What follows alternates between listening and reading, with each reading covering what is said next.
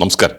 ഇന്നൊരു കഥ പറയാം. നമ്മുടെ രാജാക്കന്മാരുടെ കാലത്തെ യുദ്ധങ്ങളുടെയോ വെട്ടിപ്പിടിക്കലുകളുടെയോ കഥയല്ല, മറിച്ച് എന്നെയും നിങ്ങളെയും ബാധിക്കുന്ന, നാളെ നമ്മുടെ ലോകത്തെ ആര് ഭരിക്കുമെന്ന് തീരുമാനിക്കുന്ന ഒരു വലിയ കൂട്ടുകെട്ട് രൂപപ്പെട്ടതിൻ്റെ കഥ.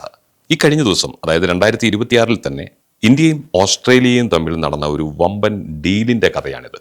മുൻനിര ചാനലുകൾ വിശദമാക്കി പറഞ്ഞു തരാത്ത കഥകൾ വിശദമാക്കാനാണല്ലോ സോഷ്യൽ മീഡിയയിൽ ഞങ്ങളെപ്പോലെയുള്ള ആളുകൾ ഇരിക്കുന്നത്. സാധാരണക്കാരായ ആളുകൾക്ക് ഈ വലിയ മാറ്റങ്ങൾ എങ്ങനെ എളുപ്പത്തിൽ മനസ്സിലാക്കാമെന്ന് നമുക്കൊന്ന് നോക്കാം.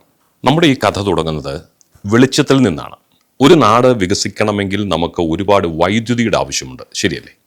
നമ്മുടെ വീടുകളിലെ ഉപകരണങ്ങൾ പ്രവർത്തിക്കാനും പുതിയ വലിയ ഫാക്ടറികൾക്കും എല്ലാം തടസ്സമില്ലാത്ത വൈദ്യുതി ആവശ്യമുണ്ട്.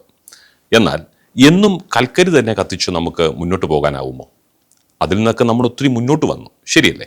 ഇവിടെയാണ് ഓസ്ട്രേലിയ എന്ന രാജ്യം നമ്മുടെ രക്ഷയ്ക്കെത്തുന്നത്. അവരുടെ മണ്ണിൽ ലോകത്തെ ഏറ്റവും വലിയ യുറേനിയം ശേഖരമുണ്ട്. വളരെ ചെറിയ അളവിൽ ഉപയോഗിച്ചാൽ പോലും ഒരുപാട് വൈദ്യുതി ഉണ്ടാക്കാൻ കഴിയുന്ന ഒരു അത്ഭുത ഇന്ധനമാണിത്. യുറേനിയത്തെക്കുറിച്ച് നിങ്ങൾ ചെറിയ ക്ലാസ്സുകളിൽ പഠിച്ചിട്ടുണ്ട്, ഓർക്കുന്നുണ്ടാവും അല്ലേ? ഈ ഓസ്ട്രേലിയ ആണെങ്കിൽ പല മുടന്തൻ ന്യായങ്ങൾ പറഞ്ഞ് വർഷങ്ങളായി നമുക്ക് ഈ യുറേനിയം നൽകാൻ വിസമ്മതിച്ചുകൊണ്ടിരിക്കുകയായിരുന്നു. എന്നാൽ ഇപ്പോൾ നമ്മുടെ നാടിന് വെളിച്ചം നൽകാൻ ആ ഇന്ധനം ഇന്ത്യയിലേക്ക് തരാമെന്ന് അവർ പൂർണ്ണമായും ഉറപ്പ് നൽകിക്കഴിഞ്ഞു. ഈ കഥയിലെ അടുത്ത രംഗം ഇതാണ്. യന്ത്രങ്ങളുടെ ലോകമാണ്.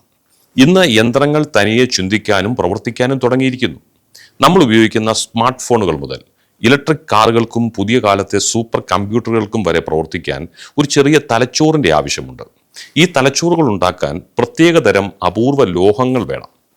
ഇതുവരെ ലോകത്തെ ഈ ലോഹങ്ങൾ ഏറ്റവും കൂടുതൽ നിയന്ത്രിച്ചിരുന്നത് ചൈനയായിരുന്നു.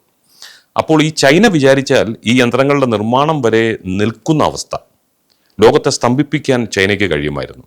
എന്നാൽ ഈ കഥയിലെ വലിയൊരു ട്വിസ്റ്റ് എന്താണെന്നോ, ഈ അപൂർവ ലോഹങ്ങൾ ഓസ്ട്രേലിയയുടെ മണ്ണിൽ ധാരാളമായിട്ടുണ്ട്. ഇത് കുഴിച്ചെടുത്ത് ഇന്ത്യയിൽ കൊണ്ടുവന്ന് ശുദ്ധീകരിച്ച് ഉപയോഗിക്കാൻ ഇരു രാജ്യങ്ങളും ഇപ്പോൾ പുതിയൊരു കൂട്ടുകെട്ട് ഉണ്ടാക്കിയിരിക്കുകയാണ്.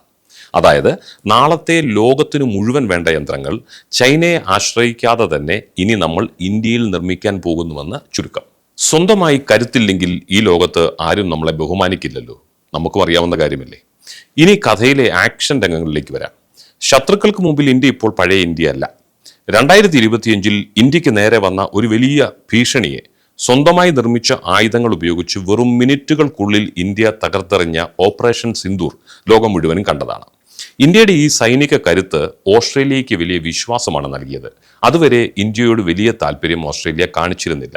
അങ്ങനെ കടലിലെ സുരക്ഷയ്ക്കും പ്രതിരോധത്തിനുമായി ആയുധങ്ങൾ ചേർത്തു പിടിക്കാൻ അവർ ഇന്ത്യയുമായി പുതിയൊരു സുരക്ഷാ സഖ്യത്തിലാണ് ഇപ്പോൾ ഒപ്പുവെച്ചിരിക്കുന്നത്. ഈ കഥയുടെ ക്ലൈമാക്സ് നടക്കുന്നത് സാധാരണ കാണുന്നത് പോലെയുള്ള അടച്ചിട്ട മുറികളിലല്ല, വലിയ ബന്ധവസിൽ വലിയ സെക്യൂരിറ്റി സൗകര്യങ്ങളിൽ നടക്കുന്ന ഒരു മീറ്റിംഗ് അല്ല, മറിച്ച് മെൽബൺ എന്ന ഓസ്ട്രേലിയയിലെ ഒരു നഗരത്തിൽ ഒരു വലിയ മൈതാനത്ത് വെച്ചാണ്, ഒരു ഓപ്പൺ എയർ സ്റ്റേഡിയത്തിൽ വെച്ചാണ്.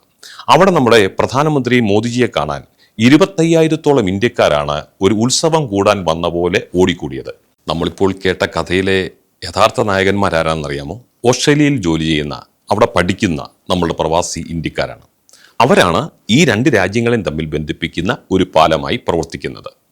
ചുരുക്കത്തിൽ പറഞ്ഞാൽ ഇന്ത്യയുടെ വളർച്ചയ്ക്ക് ആവശ്യമായ ഊർജം, നാളത്തെ യന്ത്രങ്ങൾക്ക് വേണ്ടുന്ന വിഭവങ്ങൾ, തലച്ചോറ്, ഒപ്പം കരുത്തുറ്റ സൈനിക സുരക്ഷ, ഇത് മൂന്നും ഉറപ്പാക്കിയ ഒരു വമ്പൻ ജയമായിരുന്നു മോദിജിയുടെ ഓസ്ട്രേലിയൻ സന്ദർശനം.